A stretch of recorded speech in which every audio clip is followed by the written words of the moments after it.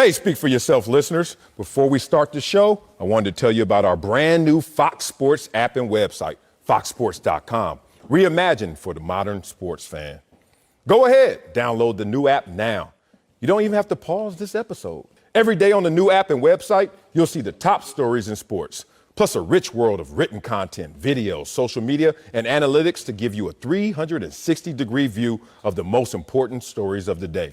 Streaming live TV has never been so easy or elegant. Every Fox Sports game, including all pregame and postgame shows, are just one click away. For the extra invested fan, we also go deep with real-time wagering lines, trending prop bets, win probability, and key player projections. So download the new Fox Sports app or visit www.foxsports.com. Now, let's start the show. Man, you're going to have that man looking a mess out here. Welcome to Speak for Yourself. I'm Marcel Swiley. Emmanuel Acho. I'm going to tell on you. Where are the glasses? Look. He had on glasses pre-show. He couldn't see. And all of a sudden, y'all gonna get him in the new year, okay? Old year, old swag. New year, new swag. I'm going to give y'all a day to get ready. Okay. New day, new topic. Let's get it started in Tampa, where the Bucs are riding high right now on a 3-game winning streak. They clinched their first playoff appearance since 2007, and Tom Brady's arrival in Tampa is a big reason why. Bruce Arians said this week making the playoffs is huge, but it's, quote, Super Bowl or bust for his team. So, Acho, is Super Bowl or bust the right mentality for the Bucs? It absolutely is the right mentality, and I knew this topic was really going to irk you, Marcellus. There are a few things Marcellus Wiley hates in this life. What? One is vegetables. Stop that. You have a perfect show so far. Damn. Two is saying something is Super Bowl or bust. I know you hate that, big dog. I hate that. I know you hate it, but yeah. For the Buccaneers, this was a pass-fail class. Okay. This season, you know, in college when I was at Texas, you could either get graded on the letter grades, A, B, C, D's, E's, and if you bad, you get an F. But then sometimes when you become an upperclassman, you can take classes that are simply pass or fail. For the Buccaneers, this is pass or fail. Yesterday, I conceded to you, Marcellus. I was tired, I guess. Maybe I was fatigued. And you said, so you're telling me, Acho, that if the Buccaneers don't win a Super Bowl, it's a failure? And I didn't respond. I should have. You went back and watched the tape? I went back and watched the tape, and I should have said it absolutely is a failure because it is. Tom Brady, you don't leave an organization you've been with for 20 years, an organization in which you've been to 9 Super Bowls, in which you've won 6 Super Bowls. You don't leave that organization simply to go to the playoffs. You don't leave that organization to accomplish less. You leave an organization with the greatest football coach of all time, where you have accomplished the greatest achievements of all time to go accomplish the same, Sal. You don't leave to go get worse. Think about anybody in the working world. Y'all at home, rock with me on this. Rock with them, baby. You leave to take a vertical move. You leave to take a vertical step up. You don't have my dog. Yeah. My dog. Spider-Man. I left those 4 letters to take a vertical move. To have my own show. 3 letters. To have my own show, to be here with you, an educated, intelligent, accomplished individual, to be on a billboard. Let's say. That's why I'm here. For the billboard, so I'm not here for you. It's coming out. I wanted to see my name in bright lights on Pico Boulevard. Emmanuel Acho. Now, unfortunately, you're in front of the picture and I'm behind you. A lot of me is in front of the picture. Nonetheless, Tom Brady didn't leave New England to achieve less. He left to once again be on a billboard to hoist the Lombardi. So Super Bowl or bust is absolutely the right mentality because it's everyone's mentality who wants to achieve greatness. Great take for you. I totally disagree with everything you said, except the vegetables part, because I'm struggling. Here's the thing. This is a new PR for me in terms of preparation. Okay. I have 3 pages of notes right here, which means 2 things. Either I'm about to get a slam dunk or I'm about to be Shaqtin' the Fool up here in terms of what I'm going to say. I've lived a little longer than you, big dog, and I don't think that makes me smarter, wiser, anything like that in an absolute sense. But I want to say, in my experience, this is what I've come to realize. This world makes you say disingenuous things just to keep the peace, just to keep things flowing, just to keep things PC, the decorum. You gotta sometimes go up to the podium. You've been in positions of leadership, being a responsible young man you are, and you pull the string.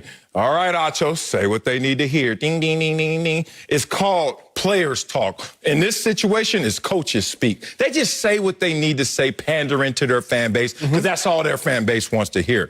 But if this was a real question that had a real answer, we would get something different than Super Bowl or bust. Just like when we talk about Acho going from 4 letters to 3 letters, as he started to really talk about it, I'm really here for something else. And that's okay, Acho. I'm here to release you of this PC world. Here's the thing that I laugh at. This world is not absolute. Okay. It's relative. It's nuanced. My therapist always says the world is not black or white. It's not even gray. It's silver because it has life in the middle. So that gray area we always talk about, enhance it. And that's where we all exist. But we don't want to go through all those details, so we say something that's just going to land correctly for others' ears instead of what we really feel authentically in our hearts. So when I look at a situation like this, there are 32 teams in the NFL. Yes, sir. You trying to tell me, Bruce Arians, that your goal and the reality is if you don't win a Super Bowl, I'm a bust as a coach. Yes. You're a bust as a quarterback. We're a bust as a team. Okay. That's a damn lie. It's not. I'm going to tell you why it's a damn lie. Because I've been on teams where we didn't win the Super Bowl. How about all 4 teams? How about all 10 years? And guess what? Guys went on to positive outcomes no matter what. Let me raise my hand and say the first one. I think we were 6-10 my contract year in Buffalo. We tried to win every damn game. We tried to get in the playoffs, but we didn't. But do you know when that final game ended, what I said to myself internally, because I didn't want the theatrics to get in the way and people misread me? Oh, it's on. Your boy just got 10.5 sacks in the contract year. It's cracking. Was I a bust? No, I went on to greater heights. Now let's talk about the team. The team was in a position where they were able to build going forward. Yes, sir. There are teams that right now are going to lose in the playoffs, and we don't think positive of them. Let's go back to last year when the Tennessee Titans went out there and upset the 14-2 Baltimore Ravens and then was in a fight with the Kansas City Chiefs. Then they got smoked. What did people say? Ooh, next year. No one looked at them as a bust team. We had higher expectations of them. Make it make sense. Separate the rhetoric from the reality. Bruce Arians, I know what you're saying, and I know I would have said the same thing. And then I went back in that locker room and said, that's the goal, but that may not be the reality. I like that. I like separate the rhetoric from the reality. I like when you come up here with big words and you try to confuse people. Reality's a big word? Rhetoric. Oh, okay. Look, the word you said, which is the operative word which we all need to pay attention to, is expectations. What was it? 2003, 2004 season, NBA. The Lakers acquired Karl Malone. They had Gary Payton. They had Kobe Bryant, the late, great Kobe. They had Shaquille O'Neal. You got 4 future Hall of Famers. The expectation was to win it all. So when you go up against the Pistons and lose in 5, we saw that. That was a bust because the Pistons were a less talented team than that Lakers team. That wasn't a bust. That season, it was, if it was boom or bust, if it was pass or fail, that season was a failure. In 2007, I see why. Randy Moss joins the New England Patriots. Sets a receiving record individually. Tom Brady, only season he ever eclipsed 50 touchdowns. They went 16-0, a perfect football season. But that season was not considered a success. Ask any Patriots fan. Ask any football fan. Ask any analyst. That season was not considered a success because they didn't achieve the ultimate goal based on the expectations based on and predicated upon the talent level of that team. You got 4 Hall of Famers. You got Antonio Brown, we know that. Rob Gronkowski, we know that. Tom Brady, we know that. And Mike Evans, who Tom Brady said is a Hall of Famer. And Tom Brady, if he knows anything about Hall of Famers, he should be able to classify what one is. So you got a team with 4 Hall of Famers on offense. That's more than 33% of the roster. Offensively is Hall of Famers. You're talking offensive starters, and more than 33% of them is Hall of Famers. The expectation, sir, is higher. So it has to be pass or fail. We don't look at the 07 Patriots season and say, oh, y'all were 16-0. Success. We say, oh, y'all didn't win at all. Failure. That's what we're going to do with this Bucs team. What I love about you, one of the things, I love a lot of things about you. A few things I hate, but you already know those. That's real. You're a writer. I say we got a mission, you coming. You prepared, you're ready, you're full of the energy, you're going to go there. The only thing that sometimes I push back on you is which direction are you going? Because you're going to ride no matter what. Once you say, let's go, lock in. I'm a real one. Yeah. I don't ask where we stopping at. I don't. You just say we going. I say, let's go. And you know me, I'm going to say, where are we going? hey, somebody jumping out you. Why? What did he do? I am not riding until I know why I'm riding. That's the difference between you and I. Acho, I think we're starting off at the wrong place. You think the NFL is pass or fail. You came up here with an example from the University of Texas, pass or fail. Yes, sir. You know in pass-fail classes, they're not 100% or 0%. That's correct. It's 65, 70%. Or whatever. Who cares? You could be at 64%. That's fail. In the NFL, it's the same situation. Do you know that Super Bowl losers still have a party? Ever been to a Super Bowl? Last year. See? Hold on. But I ain't Hold on. Y'all just had a bust season and y'all celebrating? What are you? But let me tell you. Now tell me your experience is expertise. Okay. A lot of my homies played for the Niners. So I went to that party. Of course you did. know who wasn't there celebrating? The players. Family was. No, don't Parents do was. that. I was in the joint. Wait a second. I was in the joint. Hold on. Darnell went to the party too. And he went with his boy who's a player. So that's one. Just because you eating don't mean you celebrate. Just because you eating don't mean you celebrate. Who was in there, Jay? I didn't say going on the dance floor and cutting the rug like you ain't never been out before. You got to eat. The point is, the organization threw a party that spent millions of dollars. It don't matter how. It was pre-planned. It was pre-planned. It occurred. You're starting to lose a little of your point, and you're starting to now grasp for straws. Here's another situation I want to tell you. The GOAT before Tom Brady did exactly what Tom Brady is doing right now, and according to you, failed. Joe Montana left, not on his own accord, but left San Francisco, did he not? And he went to Kansas City. Correct. And went to the AFC Championship game. And no one looking at history has ever said that was a bust season for Joe Montana. So if it's good enough for Joe Montana to just fall just short and still be the GOAT and still be the greatest and not even have an asterisk on his resume, why would Tom Brady all of a sudden find himself in that situation? I haven't even hit you with my point yet. That's just me retaliating on you. Because I listen to you, dog. I'm an active listener. I'm worried. Be real about football. Yes, sir. They're all black belts, right? So imagine there are 32 teams. Let's say 32 people. And they're all Bruce Lees. You ain't gonna kick everybody butt. You're not. And if you don't kick everybody butt, it's kind of expected because we're all black belts. The dominoes have already started falling in the NFL. The first domino to fall was the New York Jets and the Jacksonville Jaguars. And teams continue to find themselves on the outside of a Super Bowl or bust scenario. But some of those teams are going to deem this year a success, a building block to greater success later. I just get a little issue, you know me, you already said it, when it gets so polarizing, so extreme, so absolute, that if you don't do it all, you didn't do anything. That's fair, and I understand the take. It's not that either of us are right or wrong. I think we just see things differently, which is okay. Let me tell you exactly why I see it how I do. Okay. If you're Tom Brady, Sal, you was just 12-4. You just made the playoffs. Like, you just went to round one. You got eliminated, but you were just there. So how could you quantify, qualify, deduce that you had a successful season if you were to do the same thing? Like, you just left a place in which you were not happy based on the achievement and based on the roster at hand. Like, you just left a place in which you went to the playoffs 12-4. Boom, I'm out of here. Now, why would you go to the playoffs at either 10-6 or 11-5, not win and be like, oh, well, that was a lot more successful than where I just was? No, Sal, and you like track, and Buck ain't in this block, and I don't even remember where this analogy was supposed to come. Go here. Let's go. Usain Bolt, greatest Olympic sprinter of all time.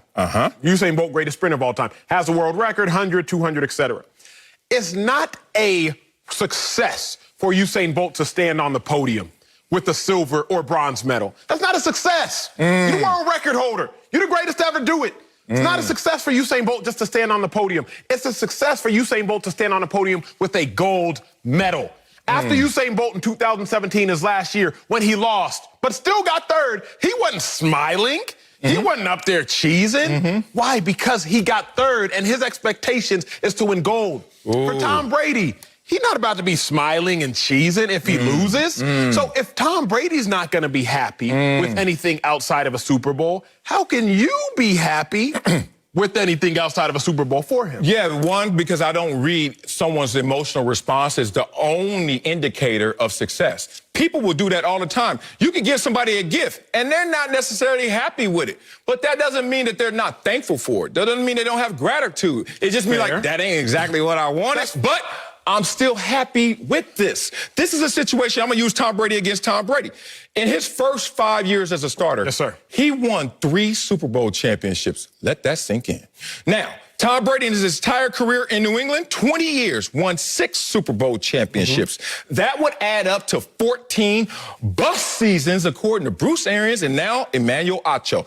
Are you trying to tell me through all the years, and there were more years, twice as many years, that he didn't win it all than he did, that you looked at Tom Brady as a bust? And if you did, how in the hell is he walking around here now calling himself the GOAT? Let's separate team from player. Let's do that real quick. Okay, I'm with you. I'll go anywhere. I would say that the Patriots season was a bust. Tom Brady's season may have been a success. I think that's the delineation line. Then? Yes. And now. And now. I think you and I got to look at, okay, there's a fence in between us. Okay. I'm looking at your grass. I'm a hop. You looking at mine. Dirty, brown. Stop jumping these fences. I got turf, okay? Stop playing. Tom Brady can win an MVP. Tom Brady can go to a Pro Bowl. Tom Brady can get a first team, second team, third team All-Pro.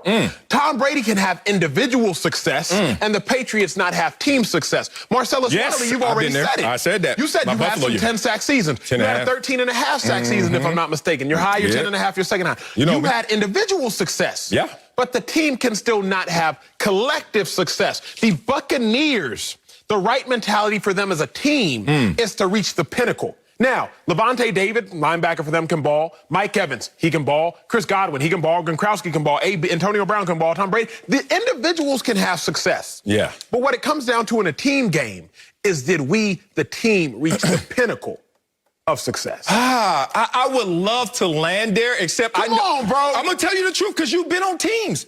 The team is nothing but a culmination of all of us as individuals. And if we can all do it together, that's called a Super Bowl championship. But only one team can do that. And 31 other teams are sitting there with a culmination of individuals who are looking at their situation, some successful, some not. Many not saying bust, but they didn't win the Super Bowl. I give it to you like this, because I hate these kind of comments, because it's empty rhetoric. It's just for people to say, yeah, and not think about what was just said. Take a class at MIT. I dare you. Yeah, me either. Columbia for skits and giggles. But no, go to MIT, and it's a class. You walk in there, you start counting. 32 students in there. All right, we waiting for the teacher to come in. Professor walks in. And you're like, oh, he looks intimidating, because he looks smart as hell. And he says, okay, class, we're going to give out 1 A. And everybody else is getting an F. I like where you're going. I like where you're going here. You know where I'm going. I like where you're going. And then he said, let the games begin. You go through the whole course load, nerd on nerd on nerd crime, everybody battling. Someone gets 100, a perfect. You get a 99.97. Oh, Acho, since we're only giving out 1A, you had a bust. You had a F. You take this F and run. Seriously, Acho, in front of others, once again, your emotional response will be like, damn, I wanted that 1A. But be real. Are you really going home saying, I'm so defeated, this was a bust of a semester, because you are the one sitting on the outside when there was only one opportunity for that success? That's a good take. Personally, I wouldn't. No. But remember, I told y'all this yesterday. After our 10-6 season, my third year in the NFL, I was celebrating because we had won 10 games that year. So I'm thinking, yo, this is the NFL. 10 games hard to do. You know that. It's hard to win 10. But other players who had won Super Bowls are looking at me like, how you celebrating 10 wins? We're not even making the playoffs, because the Cowboys made the playoffs that year over us. I was like, yo, I'm happy. He was like, he's not. And I think that's the pivotal difference. So if Mike Evans were to be asked Super Bowl, that's different. Mike Evans, nah, man, I mean, I'm just trying to make the playoffs. I've never done that before. Chris Godwin, I'm just trying to make the playoffs. I've never done that before. But to Tom Brady, even to Bruce Arians, because Bruce Arians has won Super Bowls, not as a head coach. Head coach has gone to a conference championship. But even to Bruce Arians, to guys who have won Super Bowls, they're not going to be happy. Let me ask you this. We asking each other quality questions. I like this conversation. Have you ever seen a coach on any of your teams celebrate at the end of the season? Not, hey, man, that's a good season. Not, hey, man, y'all did well. But have you ever seen a coach celebrate at the end of the season? Your answer would have to be no, because you never won a Super Bowl like mine. Yeah, I never saw celebrations because, like you said, we lost in the playoffs 3 different times, so it wasn't a celebration that moment. But, you know, we have the player exit meetings, and then you start to get your emotions back, and all of the issues you had with the loss go and subside, and then you go into a meeting with someone, and you start to talk in a positive tone. But celebration, not at all. What year was that you were 10-6 in Philadelphia? 2014. 2014. Yes, sir. Of all of this amazing content and conversation we just had, one thing I realized is that some things never change because the Cowboys still going to make the playoffs over there. Coming up at the top of the hour, the Browns haven't been to the playoffs in a very long time. We'll tell you if we're convinced Baker Mayfield can't get it done. But first, Patrick Mahomes will be watching Sunday's game on the sideline. We'll tell you if that's a good move by Andy Reid. That's next. Speak for yourself. That was fun.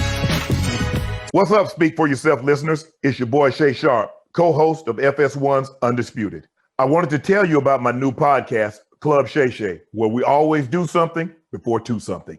Each week, I sit down with a guest for a drink and conversation, and as host and proprietor of Club Shay Shay, I've welcomed in esteemed guests such as Snoop Dogg, Floyd Money Mayweather, LeVar Ball, Isaiah Thomas, just to mention a few. Whether I'm talking to an athlete, a musician, an actor, or a lifelong friend, Club Shay Shay is a place where people share inspiring and motivational stories about their journeys to prominence. The new episode drops every Monday on Apple Podcasts, Spotify, or wherever you get your podcasts. Subscribe to Club Shay Shay now and make sure you never miss a new episode. Now, back to Speak For Yourself. Welcome back to Speak For Yourself. The Chiefs have the #1 seed in the AFC locked up. So Andy Reid, head coach, he's sitting Patrick Mahomes Sunday, and Chad Henne will start against the Chargers. Now, KC is guaranteed a first-round bye, so Mahomes' next game is still 2 weeks away. Marcellus Wiley, let's talk about this one. Do you agree with Andy Reid's decision to rest Patrick Mahomes? I disagree with Andy Reid's decision. This hurts because I respect everything Andy Reid does, and this probably will work out for Andy Reid and the Chiefs, especially Patrick Mahomes. But I disagree in this moment of making that decision. Let me tell you why. 2 things. One, talent always tempts you. Talent always tempts you to skip steps. Be real. We all grew up with talented guys. I could raise my hand and say way more talented guys than myself. But you know what I saw through our experiences, our shared experiences, that they wanted to skip steps. Why? Because they were already ahead in their own mind, in their own accomplishments. So they wanted to skip steps. And I was a late bloomer, and I was the slower developer, even though I had some amazing moments in comparison. I never thought to skip steps because I was always playing catch up. Okay. So that's one thing about this situation. It's bad timing, and I'm going to get to why it's bad timing. It's almost what they call, this is my second example, the curse of the gifted. The curse of the gifted is all I got to do is really try hard and just roll out there, put my jersey on, and things work out for me. And usually the world does comply to those same demands. But when I look at this team under a microscope, this year, we've all come to an agreement. They've been playing with fire this year. It can warm you, and it can burn you. Absolutely. I'm looking at you, Patrick Mahomes, Mr. $500 million man, and I'm realizing that you're about to get a reward in a time where maybe you should get disciplined. Atlanta game was your worst game of the year in quarterback rating. I'm not done. The 2 worst games in yards per attempt were his last 2 games. He had 4 games this year under 60% completion percentage, including the last 2 games. You want to play your worst game at the end of the year, no one raises their hand and says yes. But in that situation, he's going to get rewarded, as I say, a 3-week break to go back to the lab and fix what was wrong against Atlanta and against New Orleans. Here's the problem, Acho. You know about football. You don't get into football shape unless you play football. That's correct. And shape is not just conditioning. It's timing, it's precision, it's accuracy, it's flow, it's rhythm. All I'm saying is they're playing with fire. So far, it's been warming them.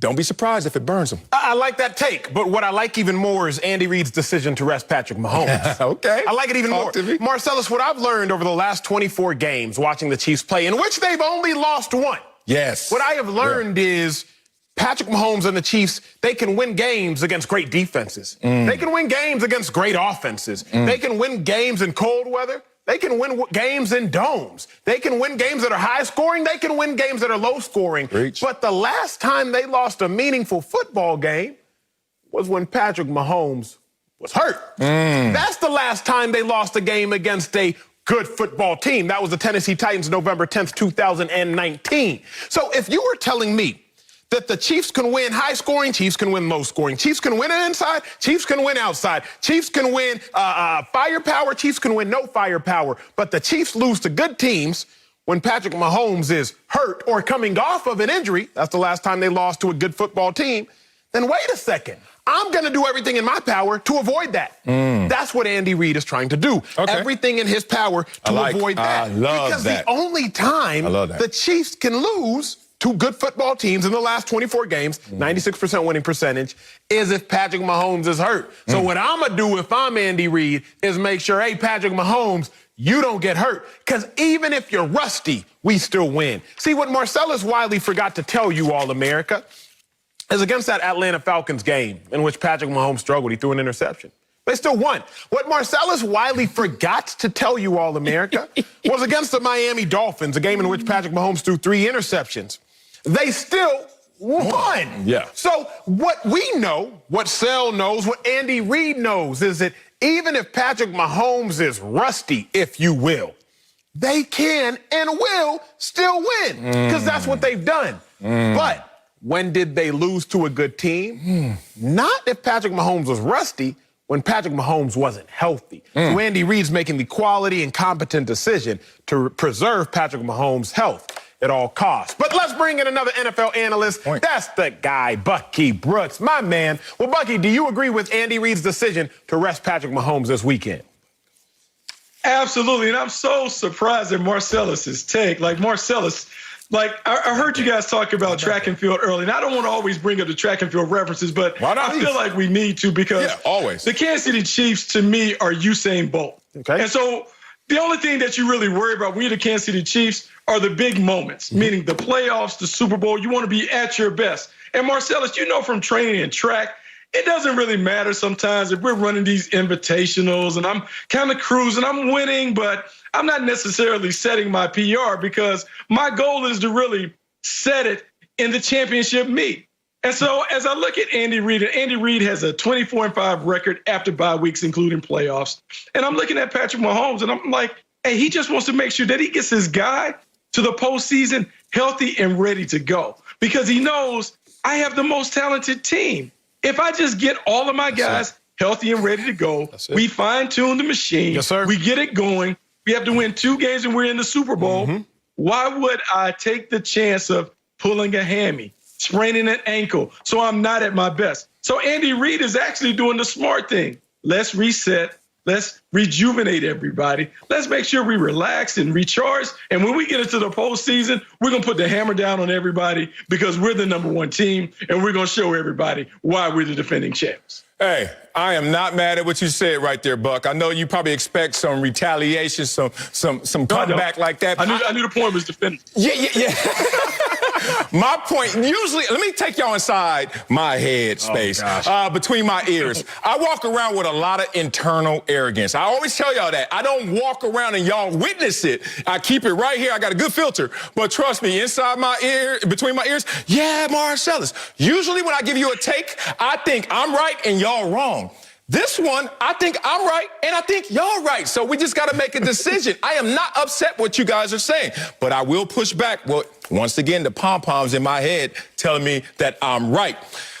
Patrick Mahomes is going to have 3 weeks off now. I wonder how that turns out for a team and a player when he has 3 weeks off and then says, hit the gas as hard as you can because it's the playoffs. You know it takes forever to get in shape. And it takes no time to get out of it. So we're having a rest versus rust conversation. Let me give you a few examples of history that tells me be careful when you give these guys rest because it could turn into rust. And remind you that this is the same Kansas City team that hasn't won by more than 6 points since week 9. So already sputtering or already closer to the pack than I think a lot of people want to admit. Let's go back to 2019. How far back is that? Just last year. The Ravens rested Lamar Jackson, lost the first playoff game. Okay. What about 2017 when the Rams rested Jared Goff and Todd Gurley? Remember they had that fire team? Oh, how'd that turn out? Okay. What about the Steelers when they rested Big Ben and Le'Veon Bell? Remember that fire team? Didn't work. The Cowboys rested Zeke and Dak. Mess around with Sanchez and Romo and all that stuff. Remember how that turned out? Here's my point. All of those stick out. Tony Dungy for years. All of the situations that was happening with the Colts, they kept resting and they kept losing. If this happens to the Chiefs, rewind this film, rewind this moment, and come back to me and then declare that you guys are right. Because right now, I'm playing it cautious. I am playing it safe. I want my guy to get into some kind of good rhythm at the end of the year. Because the last game for sure, if not the last 2 games for Patrick Mahomes, even though he won, outcome, that wasn't the best performance for my MVP quarterback. Here's what we have to understand, though. Some people transcend statistics. Some people transcend history.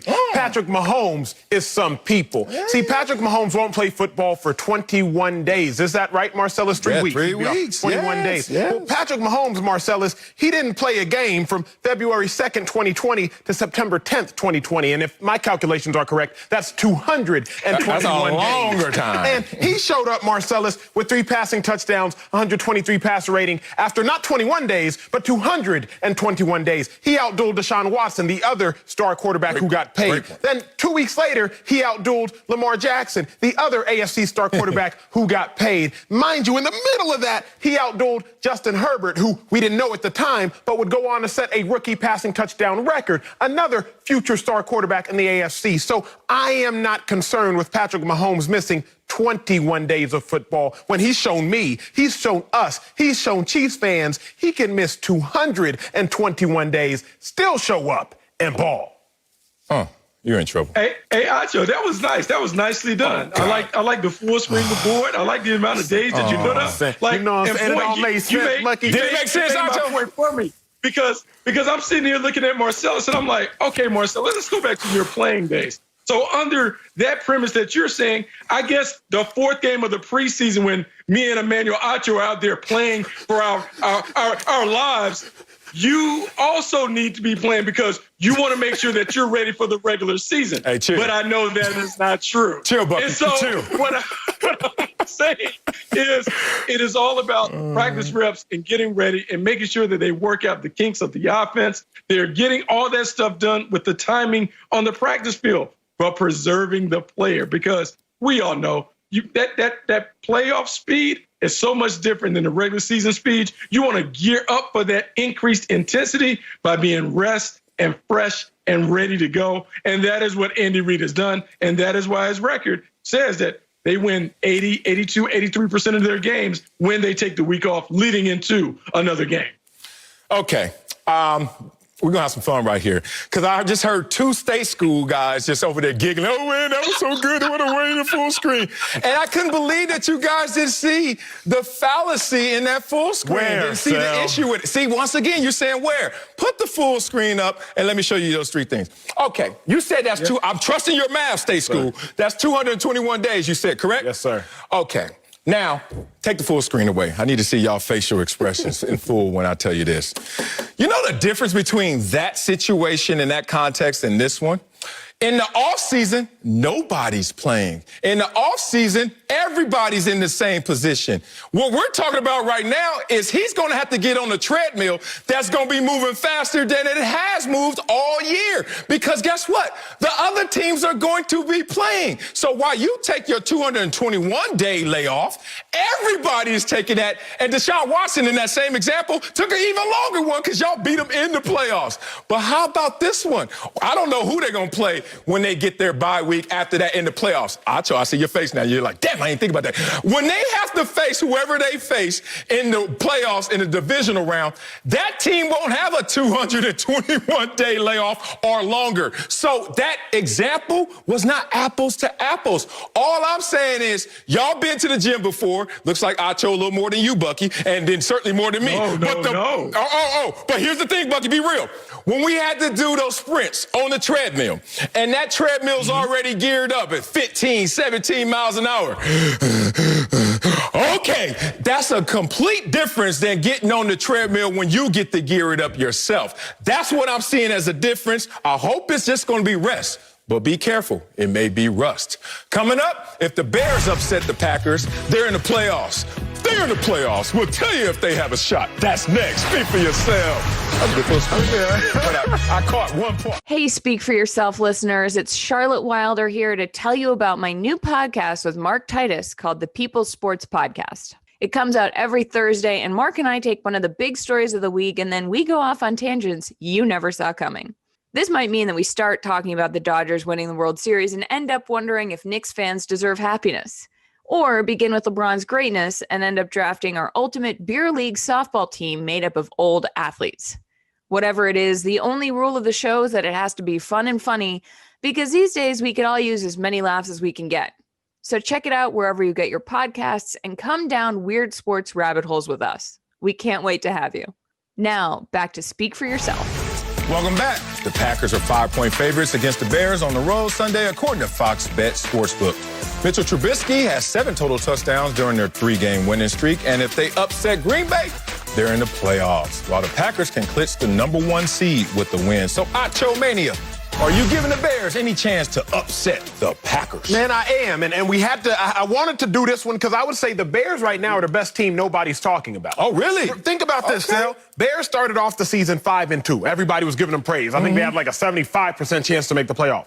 Then all of a sudden, Nick Foles starts to struggle. They lose 6 games in a row. So we just forget about them. Oh, Bears are terrible this year. But now, Bears creeping back up, having won their last 3. Mitch Trubisky playing the best football of his career. And all of a sudden, Bears mess around, knock off the Packers. They're in the playoffs. Boom. Even if they lose to the Packers and the Cardinals lose, they in the playoffs. And now they can really start to make some noise. Facts. So I'm giving the Bears a chance to upset the Packers for 2 reasons primarily. Number one, they got more to play for.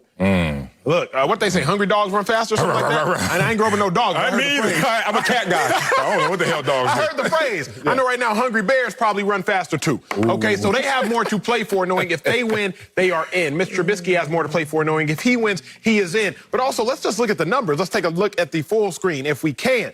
Mr. Trubisky over the last 3 weeks, 71% completion percentage, 6-2 passing touchdowns to interception ratios. Look at his yards per attempt. Look at his passer rating as well. This is a person who everybody's left for dead and who actually might end up striking gold because the Bears didn't pick up that 5th-year option. So I understand how hot the Packers are. I understand how well the Packers are playing. But right now, the Bears should be a team that many teams fear. Acho, once again, you're a rider. You get in the car, you put on your bandana. What's up? Where we going? Okay, you ready. I love you. You are a rider. You're going in the wrong direction once again. Turn around. Come back. You asked the question. Let me address, first of all, I'm not giving them a damn chance in the world. I'm sorry. I'm kind of like implying that, but let me just state that. No, they don't have a chance. All right. Acho asks, why isn't anyone talking about the Bears? They're the best team that no one's talking about. Is that correct? Yes, sir. You want to know why no one is talking about them? It's called the wisdom of the crowd. If you ever see the masses doing something, 2 things should be going off in your head. Are they going the right direction or are they going the wrong direction? Yes, sir. So in this situation, you might be saying, why is everybody just standing still? You know why they standing still? For the right reasons. They ain't doing anything. Let me talk about the Bears in this year. 1-5 against teams that have winning records this season. Do the Packers have a winning record? 1-5. They won by 1 point in week 5 against the Bucs. And that was because Tom Brady forgot what down it was. So they would be 0-6. Okay, that's not enough. Let's talk about the fact that them, during this 3-game winning streak, they have beat a combined record of teams 11-34. Texans, are they good? I wonder. Jaguars, are they any good?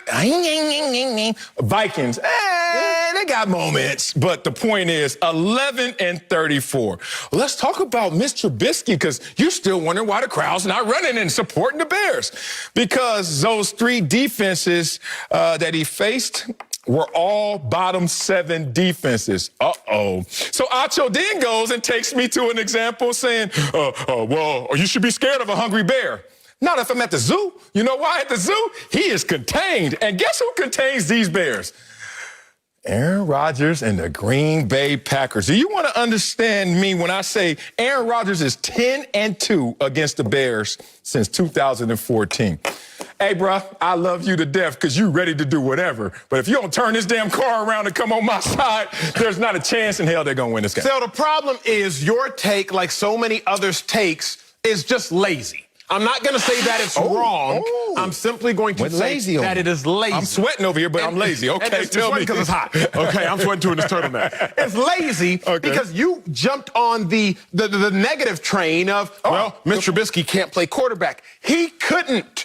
I didn't say that because you know I like Mr. Trubisky. I won't let you go further with that. I love Mr. Trubisky. I just can't use this sample size as some kind of energy why he's going to beat the Packers when the Packers dominate the Bears all the time. That's all. Let me just show you why then. And let me tell you why and let me show you why. Mr. Trubisky, to me, could be Josh Allen. Yeah. He's just not using them right. Yes. But these last 3 games, Sel, they have started to use him properly. I can just sit here and talk, but I'd rather show y'all. Mr. Trubisky, 6'2", 225 pounds. He can run and he can throw. Nice. 2 of his last 4 touchdowns been in movement. And if we got the clips, y'all go ahead and roll them. But otherwise, I can just simply tell y'all what happened.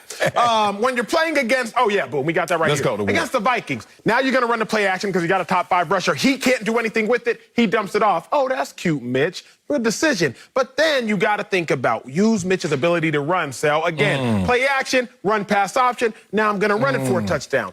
2 of his last 4 touchdowns off of play action when you give the man options. Marcellus Wiley, I would not judge a fish by its ability to climb a tree. That fish can't climb a tree. Well, it's a terrible fish. And funny. I'm not going to judge Mr. Trubisky by being a traditional pocket passer where you are going with the lazy narrative of well, they've beaten bad teams. That's right. But you've also told me, Acho, monitor how you play against these teams. A 36-7 win is dominant regardless of who it dominates. You told me the Buccaneers dominated the Detroit Lions on Saturday, and you came in and you raved about it. Detroit Lions are bad. A 41-17 win over the Jaguars is dominant. I understand the Jaguars are bad, but you have to look at the performance regardless of who you perform it against. And right now, Mr. Trubisky's putting on great performances. I think it'll carry over. Well, let's finish out your argument. It's not just... I'm done. You don't need to help, but let me just... I got to say something. This check ain't going to cash. They don't only beat bad teams. Haven't beat any good teams. That's a little different. That's the other side of this coin. Flip it over, Acho. You beat the Bucs by 1, and they didn't know what down it was. That's it. So I'm like, all right, so the team as a whole have a lot to prove to me. Mr. Trubisky has some to prove, not a ton. But in the same example, look across the field.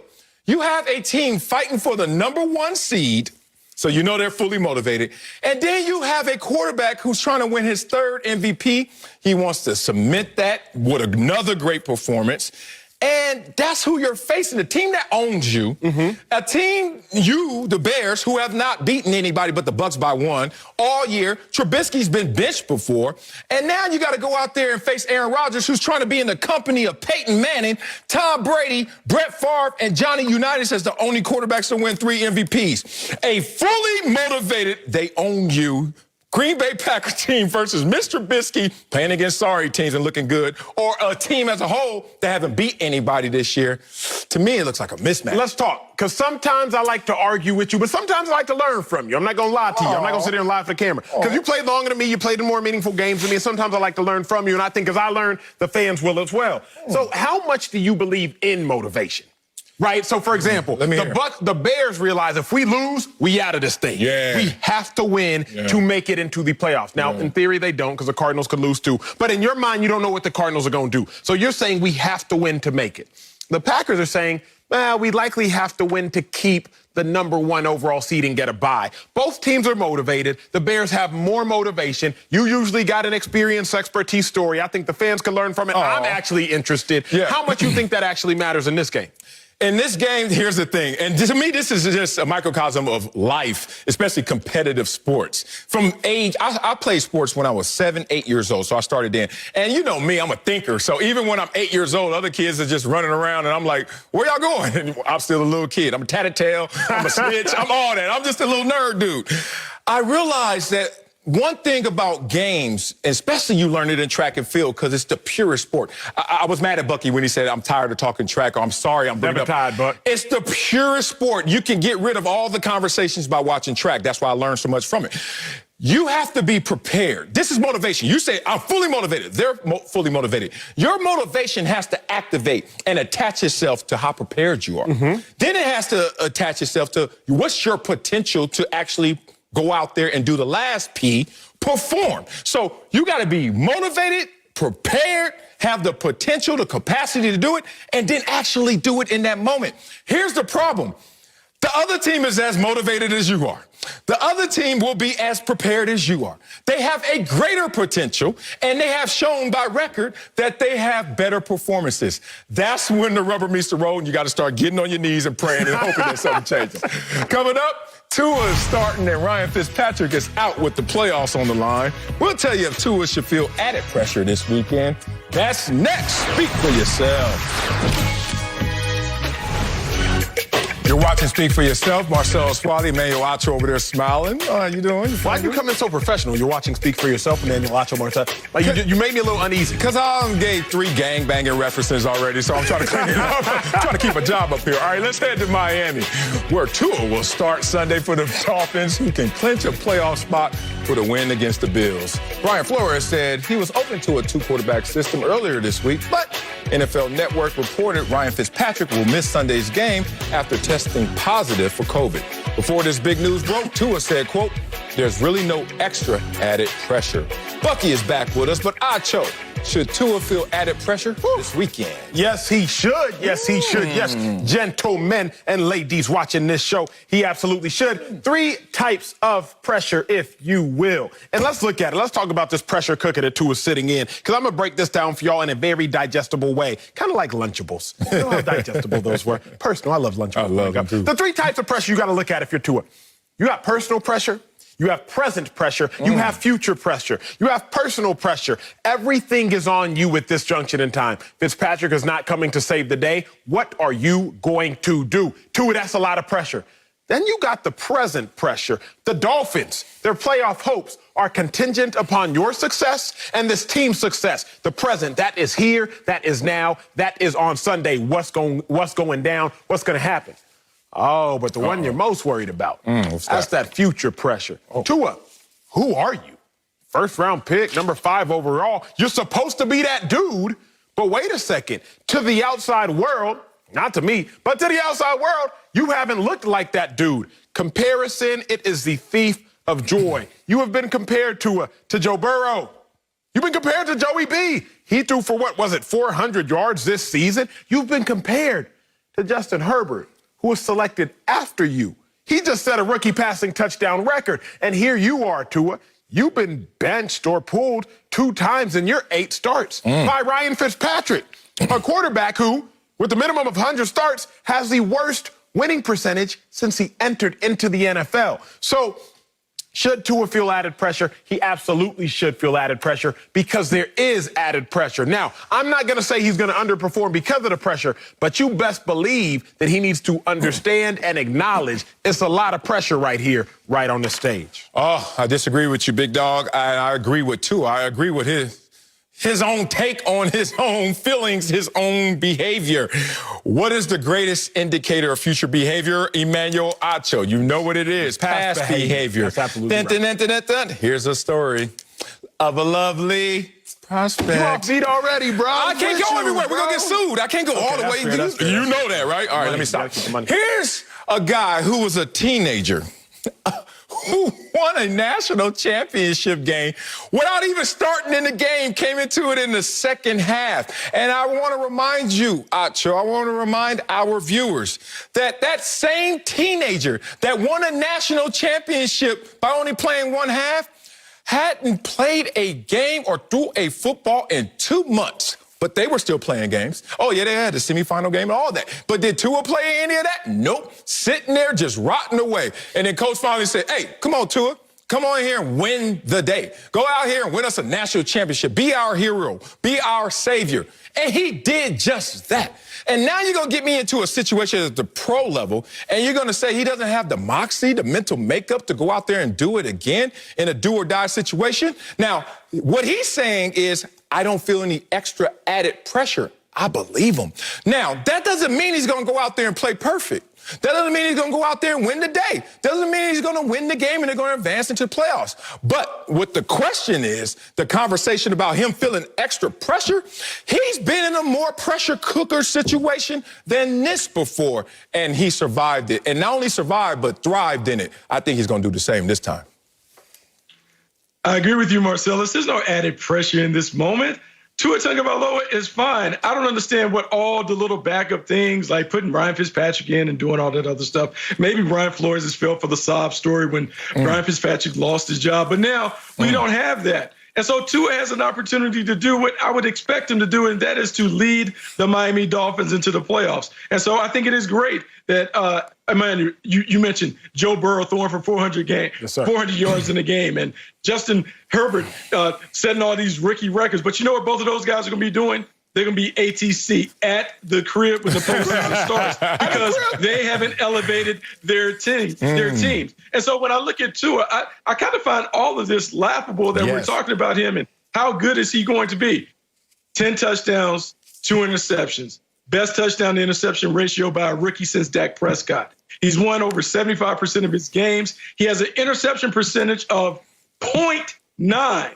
The only guys who have had that kind of mark, there are 3 of them.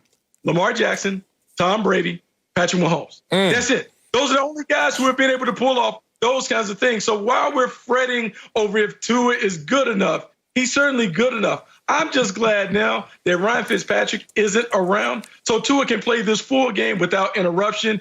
He will play well. He will lead the Dolphins into the postseason. Gentlemen, I'm not debating whether or not Tua will play well. I fervently believe Tua can and will play well. The question at hand, fellas, which we all must acknowledge is pressure makes diamonds, but pressure also burst pipes. So I'm not going to sit here and say that Tua will play poorly, but fellas, let's not be so ignorant to the reality of the situation. We can sit here and act like we're not in the middle of a pandemic. Doesn't mean we're not. We can sit here and act like certain things don't exist, but they still do. So y'all can act like, oh, there's no more pressure, Tua. Just go out there and do what you always done. This ain't always.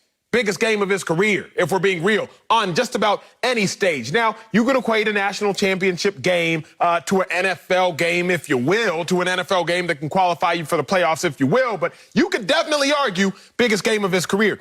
Here's where I'm going to go with this, because, Bucky, again, you weren't here on the last segment, but I'm not going to apologize for giving track references, because that's what y'all going to get on this show. Track references. Can I get a 3-box? I want to look at my dogs. Fellas, when you are running a 400-meter race, Marcellus Wiley is a state champ. No, don't do that. National record holder and national champion. Put some respect on my name. You're a best-selling author. I ain't going to say you just sold a couple on Crenshaw. You know, I'm going to give you your respect. You better put my name up there where it's supposed to be. Rafters. Respect, big dog. Respect. Yeah. My dog, Marcellus Wiley, is a record holder in the 400 meters. Bucky, I'm sure you've run a couple 4s in your day. All y'all need to know, America, 400 meters, 1 time around the track, 1 lap. Now, what we know about this race is hearing footsteps is one thing. It's one thing. But as soon as those footsteps that you heard pass you, Bucky, as soon as those footsteps that you heard pass you, Marcellus, all of a sudden the running form goes like this. Never happened. To like this. All of a sudden that head, which is here, start going here with it. You completely break down because those footsteps, they pass you and you like, uh-oh, here's what I'm saying. Tua's hearing internal footsteps from Ryan Fitzpatrick. I like it. He's hearing internal, then he's hearing external footsteps from Justin Herbert. And the issue at hand is, just like in track, when you good until those footsteps start to pass you, Tua is in a position with pressure. Justin Herbert, the pick that was after him, is starting to outperform him, or has outperformed him. And Ryan Fitzpatrick has come in relief and outperformed him. So all I'm saying is, fellas, y'all know in track how it goes. Don't act like Tua's immune. I see, Emmanuel Acho, you must not have run at a high level because you're hearing too many things and you're seeing too many things on the track. When you're in the lane, you're just running your own race. You're running your own race. And if they come and get me, they're going to have to come and get me at a record time. And so for Tua Tagovailoa, I think this is what this opportunity does. It gives him an opportunity to let everyone know how special he is. And so when you talk about pressure, and I don't think that's necessarily pressure. Is there a little stress? Yes, because the game is big. A little prepared. Bucky, you caved it. He's prepared. Like, you understand those big moments. He's prepared for the moment. He has done this. I am ready to see him do it. And because everyone is talking about Justin Herbert and Joe Burrow and those guys who are basically leading losing teams, I think this is an opportunity for him to tell everybody, look, they took me 5th. I am the guy. I am the franchise quarterback. My team is winning. I don't have to do too much. I just take care of the ball, and we chuck up these dubs. Come look at me. You'll see me again in January. I respect it. Oh, my God, that was beautiful. Acho, that touched me. That touched me. No, I haven't been there, actually. I'm going to tell you why I haven't been there. But I never loved something that was so wrong in my life other than that take you just gave about track and field. You told on your entire track career by the fact that you couldn't stay focused in your lane. I've watched. I never ran a 4. I never ran a 4, so I just watched. Dog, I'm not lying. I really ran the 4. Now, I got big, fat, slow, everything changed. I became a football player, but I used to run the 4. And I respect the hell out of my coach, Coach James Robertson. And I remember I was like 9, 10 years old. And he walked up to me and he told me 2 words that I'd never heard before. What'd he say? What'd he tell you? But changed my life. He said, Marcellus, before a race, never get psyched out. And psyched out in track means if you're listening to others, you're listening to the crowd, you're looking and peeking who's in your lane. Oh, that's the guy who set the record last week. I got to race him now. Oh, here comes Usain. But whatever it is, as soon as it enters your dome, it will affect your performance. And here's the thing. It's not about that it comes in. It's that you got to get it out. So, Acho, you told on yourself in that situation. Respect Coach James thank you for changing my life. Here's the thing. Y'all keep talking about Justin Herbert, my guy, LA Chargers, and Joe Burrow, who was on a pace to win the Rookie of the Year before injury. I want to show you a full screen as why my man Tua shouldn't feel any pressure, because if you look at this full screen, I see Tua as the winner. He wins more at a higher clip, who's as accurate and who protects the ball even better than the guys that we just keep glowing over. I don't know what's happening in Miami. Kind of the point Bucky was making about Brian Flores and letting Ryan Fitzpatrick just hover over Tua and yanking him in and out the lineup. But if you look strictly at performance and more importantly at outcome of performance, Tua should have never been in this position where we have this conversation. Once again, it feels like the Chicago Bears situation, Nacho, where you're playing around with your quarterback. All of a sudden, it changes the narrative. It changes the agenda. But if you strictly look at it under a microscope and look at the performance and outcome, Tua is ready for this moment. He is ready for this moment. I'll say this about Tua and what he has to do. He has to push the ball down the field. The biggest thing that everyone is concerned about with Tua Tagovailoa is he has been a dink and dunk quarterback. He's played small ball. They want him to push it down the field. Now, Ryan Fitzpatrick, he pushes it down the field, but he also turns the ball over more. And so Brian Flores will probably whisper into his ear, hey, take some chances, but be smart with it. The defense is good enough to get it done. You got enough playmakers around you. Tua Tagovailoa will be fine. There is a little stress, not pressure. Stress, not pressure. Hey, Bucky, what's the difference? I can't let you go with that. What's that?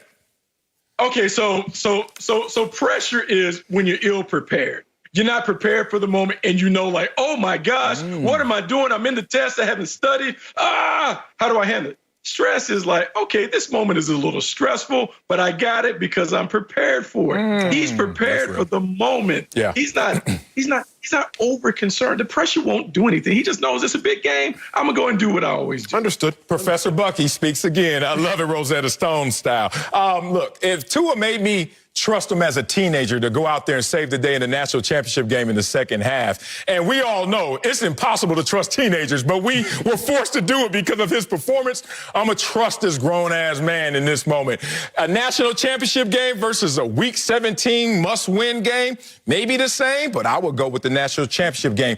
That was more stressful and more pressure. Coming up, Baker Mayfield is a win away from getting the Browns in the playoffs.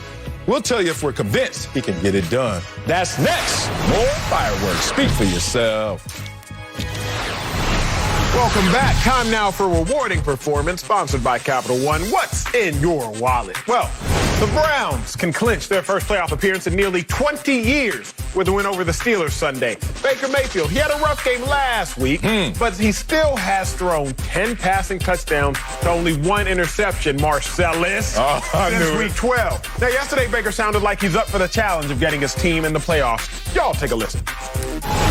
I've had my back against the wall many a times in my life. I think I handle that type of stuff correctly. These are the moments you ask for when you're little. You dream of playing in the games where it comes down to you have the ball in your hands and you want to take care of business. It comes down to the moments where you have to win.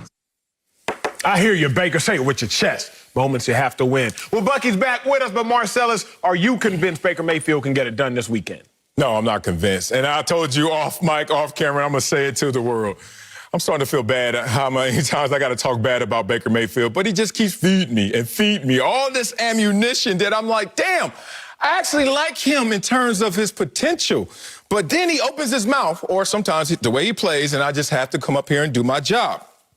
I'm not convinced Baker Mayfield is going to get it done this weekend. Who can be convinced? Some people may have confidence, and it may be a waning confidence, or it may be a growing confidence, but that's it. No one is convinced that Baker Mayfield will get it done this weekend. I don't care who comes out there for the Pittsburgh Steelers. Baker Mayfield is the type of guy who will go out there and tell you something like, you know what, my back's been against the wall a lot in my life. And you know what, I always respond. But in reality, Baker Mayfield is really the guy who walks up to a wall, puts his back on it, and then say, my back's always against the wall.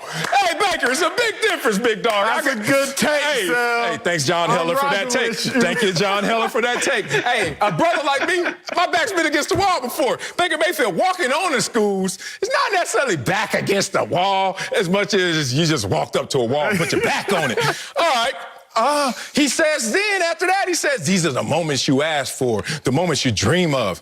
Really? I've been an 8-year-old with a Nerf ball and throwing it up in the air, and I never say, man, I want to be 10-5 outside the playoffs, and I need to win that game. No one in their mind has ever dreamed of I must win to get in the playoffs moment, but Baker Mayfield obviously did. I told you, I'm feeling really guilty of how many times I have to come out here and not in a positive way talk about Baker Mayfield. So maybe you guys can cheer me up by saying something positive about Baker. Let me say something positive, not yet about Baker. Marcellus, Bucky, that take was so good, I should have known it wasn't yours. It was John Heller. I know. I hope you got your producer a phenomenal Christmas gift sale, because he do more work than you on this show. You got to ask him. You know what I'm saying? Like, America, just so you know, Marcellus Wiley out here ghostwriting take. I did using not. Ghostwritten. Right. I said it name 3 times. You out here you out here going platinum on somebody else's work. I hate you. I hate you. Jay-Z wrote for Drake. What's the problem? What's the problem? Let me get to my take, which I came up with myself. Oh, listen, it ain't gonna be good. Hard work and labor. It ain't gonna be good. I expect Baker to get it done this weekend, and I do. In the game of football, Sal, you know this, Bucky, you know this, fans, I'm gonna say this slowly so y'all don't get all crazy on me. You can either do 2 things. You can win a game because you did not lose it, or you can win a game because you went out there and won it. We've talked about this before. See, this is what happens when you don't use a producer's take. You hear this? Y'all hear this BS? You can win it because you don't lose. You can win, like you can. There's a difference between turnovers and takeaways. Oh yeah, right? We know that. There's a difference between turnovers and takeaways. There's a difference between winning a game and there's a difference between not losing a game. What I know is this, Sal. What you know? Baker Mayfield's not going to lose the game. I don't know. How do I know that? How? He's thrown 1 interception since week 8. That's tied for the best in the NFL with Deshaun Watson. Week 8. So if I can already tell you that you're going to split the coin, and the splitting the coin is either you don't lose or you win, I'm telling you right now, Baker's not going to lose the game. So now the question, Sel, is only simply, will Baker win the game? Baker got 10 passing touchdowns since week 12. More than Russell Wilson, more than Big Ben, more than Phillip Rivers, more than Lamar Jackson, more than Justin Herbert. So I don't know how, Marcellus, you can still go out there and doubt a man who's shown you, number one, I'm not going to lose the game. So I'm not going to be the reason for us to lose. And number two, if all else fails, now not all else, because if you run out of receivers, that ain't going to work. But if most else fails, I can still win you the game. So, Sel, I understand that you had to use a borrowed take. I'm not mad at you. Just make sure you Not return, all of it, just make one sure you line. return your take at the end of the show. Okay, go give your producer his take back. All I'm saying is Baker can get it done because he ain't going to lose, and if need be, he going to win. What you got, Buck? Wait. So let me get this. So there are two things you can do. You can not lose the game. Correct. Or you can go win the game. Yes, sir. Okay, so let me rewind and go back to Sunday. So Sunday, Baker Mayfield that I watched against the New York Jets, who only had one win, that Baker Mayfield fumbled the ball 3 times, and 2 of those were lost. So I think that is a way to lose the game, if I'm not mistaken, based on that logic. So I think Baker has shown that he can lose the game. But here's what I'm going to say, and I'm going to say this, and I'm going to say it loud. I'm going to say it with my chest all poked out for Baker Mayfield right now. If Baker Mayfield cannot beat the Pittsburgh Steelers JV team, then he'll never lead the Browns into the postseason, into the Super Bowl. If he can't beat all the backups, Mason Rudolph and a bunch of guys that are trolling around in practice squad jerseys that are getting called up on Sunday, then it'll never happen. And I'm going to say this. If they win it, the best way for the Browns to win it is to take it out of his hands and to give it to Kareem Hunt and Nick Chubb. So, yes, he could be the guy that stands up at the podium at the end and say, yay, I won. Yay, I won, because of the efforts of everybody else. But the only way that the Browns can do it is if they let the other guys win it for him and not put it all on Baker to try and get it done. Because we saw what it looked like last week. You all are the worst kind What of... you mean, you people? You all. All y'all. All y'all. All right, Booger. Is the worst... I am the wrong dude to be on TV. Everybody gets it. That's my dog. Y'all the worst kind of analysts as it pertains to Baker Mayfield. Because y'all putting him in a can't-win situation. If the Browns lose, it's all Baker's fault. He'll never be a competent quarterback. If the Browns win, it's not Baker's fault at all. It's all on the running backs. Like, come on, Bucky. You setting them up to fail. Let me tell you this. Were y'all not around when Cleveland beat Tennessee and Baker Mayfield had 4 touchdown passes? Yep. Like, were y'all not there for that? Did y'all not see when Baker Mayfield still gave y'all, I believe, 3 total touchdowns against Baltimore? Were y'all not there when Baker gave y'all 2 touchdowns and no picks the week before? Did they win the Baltimore game? They didn't win the Baltimore game. It got quiet on the set. Don't do that. Don't fact check them. Don't fact check them, Bucky. Don't do that. Was it Baker's fault? I just went to the locker room, so I got some cramps. So I just came out and see if did I miss that? Was it Baker's fault they lost? I'm confident Baker can get it done. Stefanski, I don't know. He the one that said, "Hey, let's pass the ball." I'm out of screen. He the one who said, "Let's pass the ball 53." Sal, let me ask you this. I know I got you when you say Sal. Let me ask you this. What? Was it Baker's fault that Baker threw the ball 53 times last game? Did Baker call the plays? No, he didn't. Kevin Stefanski. So, of course, it's Kevin Stefanski's fault. You can win with 53 pass attempts, too. Well, you don't. Tom Brady didn't when he had his career-high passing attempts this year. He ain't winning. He the greatest of all time. So that's the rule, then, because Tom Brady didn't do it and Baker Mayfield didn't do it. What the hell you talking about? Why don't you ask Stevie for another take, Marcel? Okay. You're borrowing take. Call Stevie and see if Stevie's going to give you a take. You forgot. I grew up with jokes now. Yo, Colin Coward, Nick Wright, full screen, stealing ass every day. You better not come in here. I talk to my producer several times a day. If he said something doper than me, it's coming out. And I said his name twice, but you were laughing so much at his take because it was so fire. Shout out to John Heller. I have too many points. One, you got suckered. Damn, Baker Mayfield fooled you too. Y'all got to do reading. I know, I prepare a little different because I try to do the gumbo preparation. Because if you just stay in one lane, you're going to miss out on these preparation moments like this. A turnover is a turnover. Stop cooking the books. He is so gung-ho over the fact that Baker, since week 8, only has 1 interception. Yes, sir. How many fumbles? Quiet for a reason. 7. They are writing articles about this in Cleveland right now. You can Google it. 7 fumbles. He's lost 4 of them since week 8. You want to talk about this? So what he did was he was throwing it to the other team. Then he was like, you know what? I'm not. And including 3 against the Jets, including his version of a butt fumble almost. Here's the thing about Baker Mayfield. I don't know if he's the reason they win games or lose games. I don't know internally, but from the outside, I can pick apart what's happening in his performances, and it's just so simple. The guy is trying to tell me he's going to respond to the pressure because he's always responded to the pressure. Really? After that 3-fumble performance against the Jets, you took one question and dipped. You put it all on yourself and didn't want to hear the Q&A. You didn't want to stay in that fire. You took one question and dipped. Why you do that? If your back's against the wall and you're used to coming out of these situations, always Baker Mayfield. How did you handle your rookie year success, Baker Mayfield? By getting Hugh Jackson fired? And then how did that turn out? You hired your boy, Freddie Kitchen. Then you went through a sophomore slump. He gets fired. And now you're in this position right now where you don't know if you're a franchise quarterback in Cleveland or not.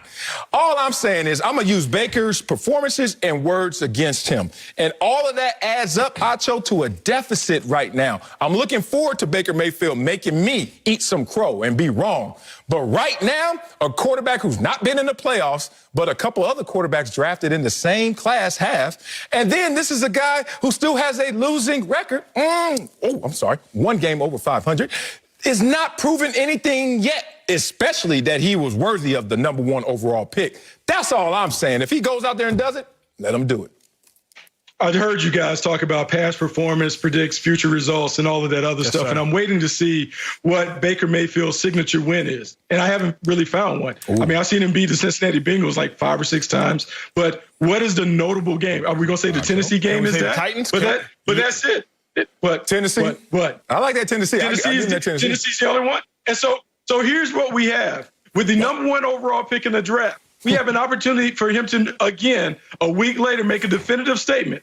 Is he a truck or is he a trailer? Is he going to carry the Browns or are the Browns going to carry him? We've seen time after time that the Browns have had to carry him. So I would like to, at some point, while he still is recognized as the #1 overall pick, I would like for Baker Mayfield to somehow carry the Browns to a signature win. I never Rock. liked bullies growing up, and you two, I see y'all picking on Baker Mayfield. So here I am coming to Baker's defense. 50 seconds. He will make believers out of y'all. Real quick, Marcel, what's your producer's number? Let me see if he can help me read this tease together. You said coming up? Coming up? Okay, great. Coming up, Terrell Owens threw out a wild accusation about Donovan McNabb. I'll tell you why he crossed the line. That's next. Come on, T.O., watch your mouth. Ooh. Marcel, see you on work. Saturday is a marquee Big East matchup as number 11 Creighton battles Providence. That's Saturday at noon Eastern on Fox and the Fox Sports app. Welcome back to Speak for Yourself. Let's get to some drama with 2 former teammates. Terrell Owens, as he corrected me, and Donovan McNabb had one of the biggest feuds in sports. But T.O. took it even further this week with a huge allegation against McNabb when the Eagles played in the Super Bowl back in 2005. T.O. said, quote, "Why would somebody lie? There were teammates that said he threw up in the huddle. I've talked to teammates since then and know for a fact that he was out before Super Bowl 39 drinking for the biggest game pretty much of all our lives." Bucky is here, but Acho, did Terrell Owens cross the line with those comments? Man, I'm going to just call him T.O. because he still looks swollen. I don't want no problem. Yeah, he'll bring them hands, too. He crossed the line, big dog. He crossed the line. I mean, I don't like the Eagles drama as a former Eagle. I don't like all that. Y'all grown. T.O., you a Hall of Famer. One of the best, if not the best to ever do it. Like, you don't even need to entertain this. Some things are beneath you. This is one of them things. But 2, Sal, you know Eagles fans crazy. All of them. Eagles fans. All of y'all. Y'all know y'all crazy. So you going to have T.O. come in here and gaslight. That's what he did. He came out there and he said, hey, you know, I heard he was out drinking the night before the game, and that's why he threw up. That's all I said. Marcel, do you remember your homeboys and your homegirls growing up? They would be like, yeah, girl, I saw him out with so-and-so. That's all I know. That's all. And then they just leave. Like, yeah, bro, man, I seen her at the club with old dude, but I don't know nothing. It's like, come on, T.O., don't do that. Don't sit here and just sprinkle in some gossip. Like, yeah, man, I know it was the biggest game in Eagles history at that point. I heard he was out there drinking. They said he threw up. I ain't see the throw up, but that's what they said. That's all I know. Like, I hate that. Don't gaslight. He took it too far. Talk about McNabb's play. 3 turnovers in the Super Bowl game. Talk about how you came out off a broke leg, 9 catches, 122 yards in one of the biggest games of your career. Talk about that. But don't sit here and gaslight and spread a little bit of gossip. You know how that's going to go. Well, I mean, I think we all understand it. You talk about keeping to his performance. And so if his performance was impacted by his activities the night before, I think you have to bring it in. There have been people who have said his conditioning was called into question, that he was huffing and puffing during that 2-minute drive, that he wasn't necessarily on top of it. I think T.O. just added a little context to maybe why he may have been laboring through. And so, look, he broke the code in the locker room in terms of telling on each other and doing those things. However, I can't fault him for being honest. If that's what he honestly heard and that's his interpretation of the situation, I can't fault the man for giving his opinion. I mean, it is his opinion, and it appears to be backed by some facts. Woo, this is a good one right here. Did he cross the line? Damn. He's a habitual line stepper in this moment. Maybe, damn, T.O., I know where he's coming from. Look, one, I have a personal relationship with T.O., and I've never known him to lie. But in this situation, I think he got caught by a little confirmation bias, a little emotional listening. As I would say, really, he just got some hearsay and said, yeah, that connects to what I thought as well. But in a Super Bowl game where if Donovan McNabb is throwing up, and I've heard this story all the way back to that night, people were telling me he threw up in it. I haven't seen footage of it yet. Maybe I'm just the one who hasn't seen it. But when there are 9 million cameras on a Super Bowl game, you can't show me one that caught the footage of the throw up. Maybe he choked on his mouthpiece, was trying to read out the call. It's 2 minutes. I don't know what it was. I don't know what happened. But, T.O., what we can't do is say it with such conviction and authority when you really don't have the facts. You have the hearsay of those same facts, what Acho was saying. But the thing about it is, I don't even think this was performance related. As you know, that situation and the drama that occurred when they were together, they had a magical season together, right? And there was conversation that McNabb was not as happy how the city of Philadelphia embraced T.O. as they didn't embrace Donovan McNabb. Remember, McNabb got booed on draft night and had to earn his love. And when he finally earned his love, he felt comfortable. And then T.O. comes in immediately changing the fortunes of this team, finally taking to him a Super Bowl. And not only did they match the love they had for McNabb with T.O., in some respects, some people said, they gave T.O. more love. So what did that mean to T.O.? Nothing. T.O. supposedly had no issues with McNabb. And then it was contract time because T.O.'s like, I outperformed my deal. Can I get another one? Hey, McNabb, tell him I need another deal because we just had a magical season and I outperformed. And that's when the rubber hit the road.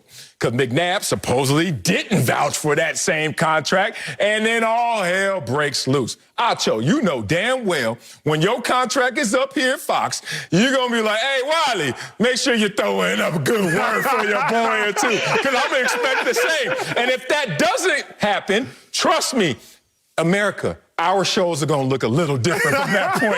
That's all this situation looks like to me. Be real. That's real. Be real. I mean, look, it is a real situation, and you don't like to see teammates, particularly teammates who shared a very special and magical season, kind of go against one another. And I guess we can say it's more T.O. than Donovan. You would like to see him kind of keep it 100 in terms of protect the family, protect the locker room, and do those things. That said, if he's asked about it, he's asked about the Super Bowl, because remember, T.O. sacrificed a lot to put himself back on the field, a broken leg to come back from it when many of us thought that his season was over, to put himself in a position to not only come back and play, but to dominate a game. Yes, I can't understand him being salty if he feels like one of his teammates didn't make the necessary sacrifices to play at his best in the biggest game of both of their respective lives.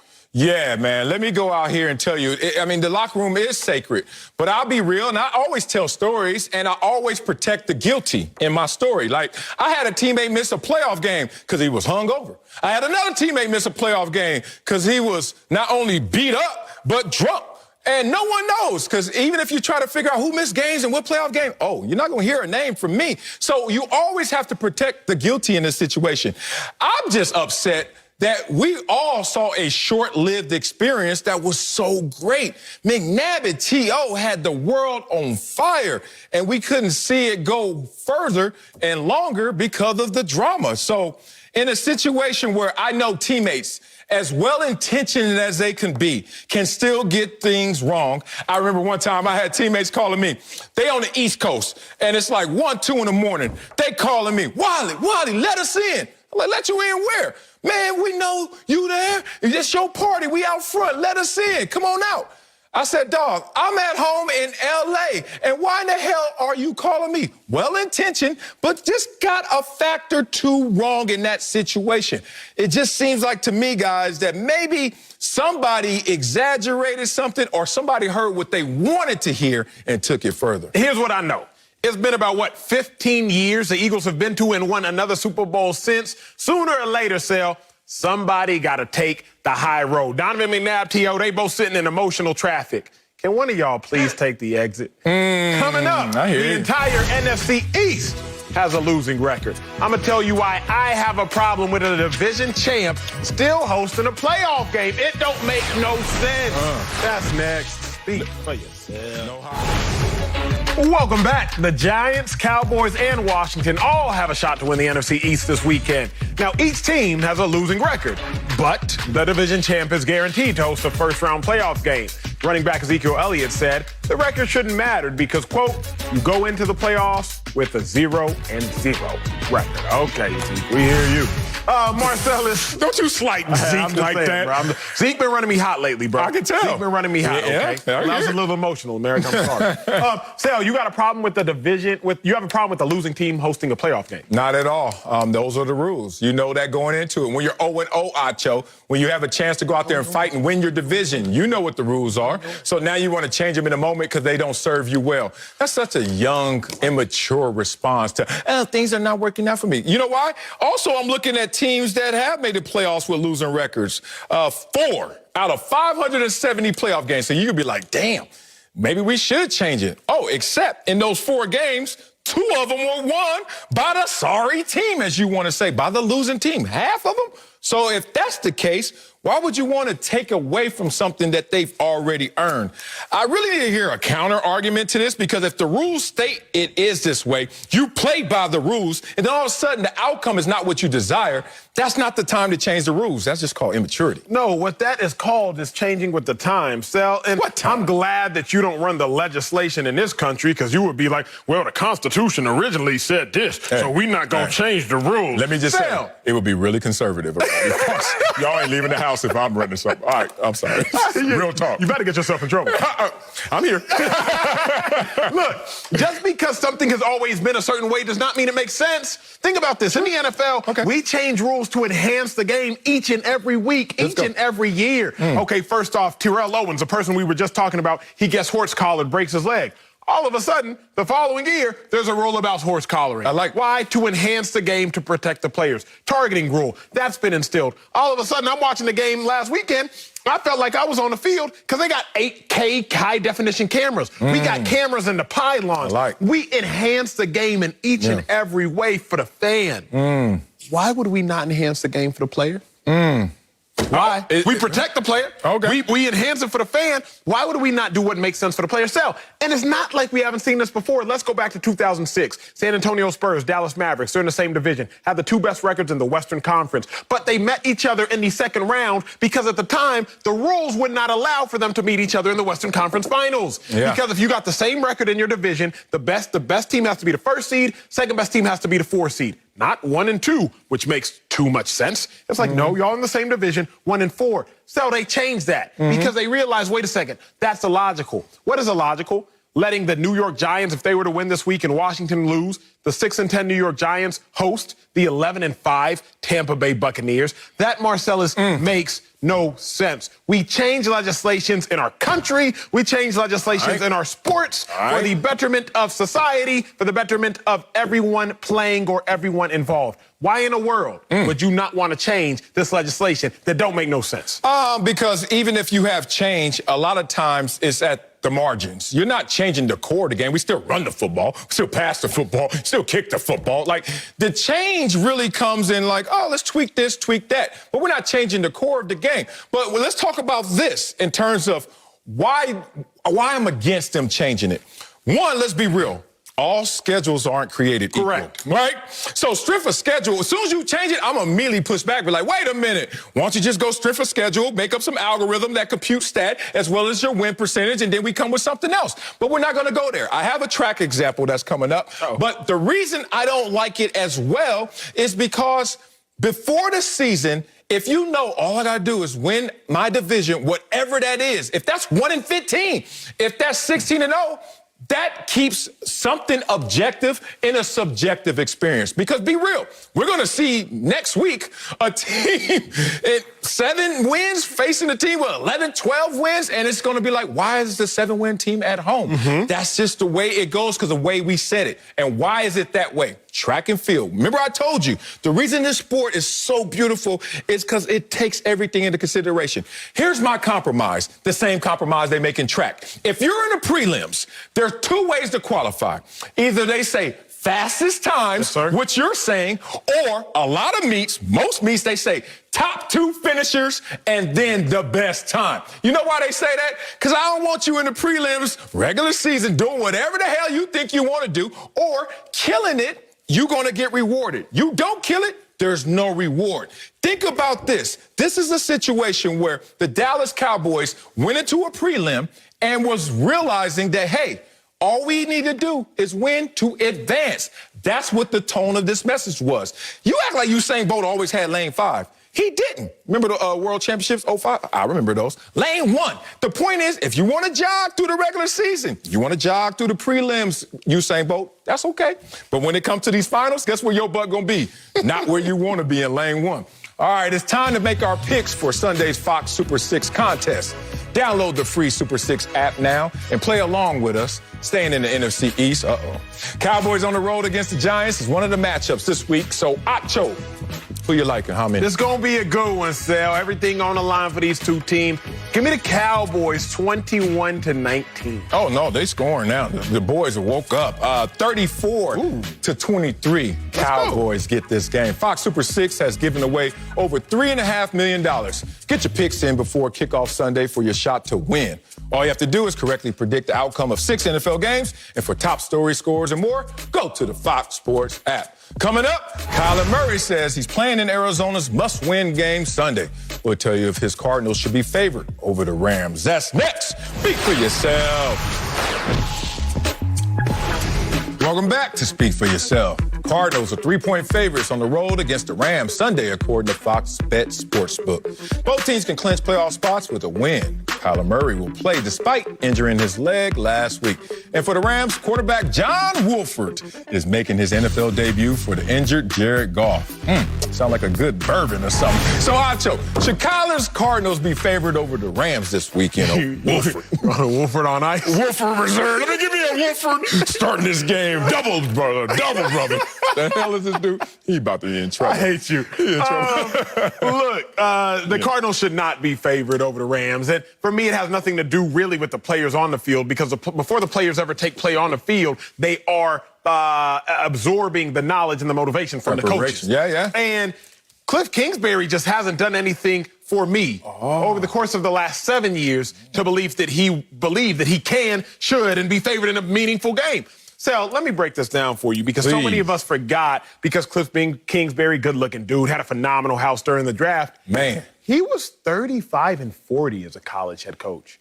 Mind you, he had, for 3 years, the greatest quarterback likely of all time in Patrick Mahomes. Will go down as far as physical tangibles. Don't get bogged down in stats. I'm talking about physical ability. Yeah. Cliff Kingsbury had Patrick Mahomes. Was 13-16 was Patrick Mahomes. Was 35-40, 3 consecutive losing seasons in college before getting let go. Now, typically, Sal, if you have 3 losing seasons or losing performances, you get demoted, right? You go from a college head coach to maybe a high school head coach, earn your stripes again, go back. Instead, he was hired to be the head coach of the 49ers. Excuse me, of the Cardinals. Yeah. But get this. In the Cardinals, in his 2 years, he's 13-17-1. So you go from having a losing record in college, a lower tier, to somehow getting a promotion, then having a losing record in the NFL. You're 0-3 versus Sean McVay, but you want me to believe that you were the favorites? To me, it got nothing to do with Patrick Peterson, got nothing to do with my dog Jordan Hicks, got nothing to do with Buda Baker, got nothing to do with Kyler Murray. I just don't know how I am supposed to believe in Cliff Kingsbury when he's given me no reason to believe in him prior. Can he pull it off? Sure. Can he pull it off? Maybe, but I would have no empirical data to say, yeah, he's going to do it. Wow. I believe that he can do it. I believe that they should be favored. If I don't know your quarterback's name or if it sounds like a nice drink in Vegas, I'm not picking your team to win. And John Wolford, that ain't going to get it done for me because I'm sorry. This offense already compromised in the running game because of the injuries. I just don't see it happening for the Rams, even though they have a special defense. And guess what? Arizona has a special offense, number 2 ranked offense in this league. It's interesting. I heard basically from your take is that you have a real issue with the opportunity he was given, not necessarily what he's done with such opportunity. Issue with both. Got to remember, he inherited a 3-win team from my man, Mr. Wilkes, hey, Coach Wilkes, and then took it to a 5-win team. Yes, sir. And in his second year, there are either 8 or 9 wins and potentially a playoff team. I don't give a damn how you got there, by hook or crook. You sure are doing something right because this offense right now is a special offense. Now, in part, it's because they fit so well together in terms of the relationship with Kyler Murray and Cliff Kingsbury and the fact that they have that history, et cetera. But the point is, where were they before you and where are they now? And in this situation, when you have Jared Goff out with a thumb surgery, can't go with the backup quarterback making his first career start against a team that is getting better if you talk about it in totality. So, yeah, I think they should be. You going to order some Wolfords after the show? Hell yeah, but I'm trying to keep it slim. We'll see, only a single. Coming up, Uncle Jimmy wraps up 2020 the only way he knows how. With a Wolford. Nah, don't miss this. Next, speak for yourself. Oh, man. Before we go, Uncle Jimmy joins us. 2020 is coming to an end, and I hear you have something to say about it. Go ahead, Uncle Jimmy. Hey, man. Hey, man. Some people look at 2020 and say, glad you're gone and sorry you stayed so long. What you say? Other people might say 2020 can let the good Lord hit you with a doorknob split you. Me, myself, I'm going to choose to associate on the positives of 2020. I mean, the fact that I'm blessed to be able to live in Los Angeles to see the Kansas City Chiefs win the Super Bowl. I'm able to live in Los Angeles to see the Los Angeles Dodgers win the World Series. I'm able to live in Los Angeles to see the Lakers win the championship. I'm able to live in Los Angeles to see the Clippers start this season off just like they ended last season by falling inexplicably on their face. See, there's a lot of things to talk about in the world of sport. But the biggest thing that happened in the world of sports for 2020, as far as you're concerned, Wiley, is not that co-host that left, but that co-host that you got. See, because I know when you got that co-host, you was nervous because he was young. Talk about it, Doc. But see, come to find out he was a thespian. You know, he's a YouTuber. Hey, you know what? That's why we love you.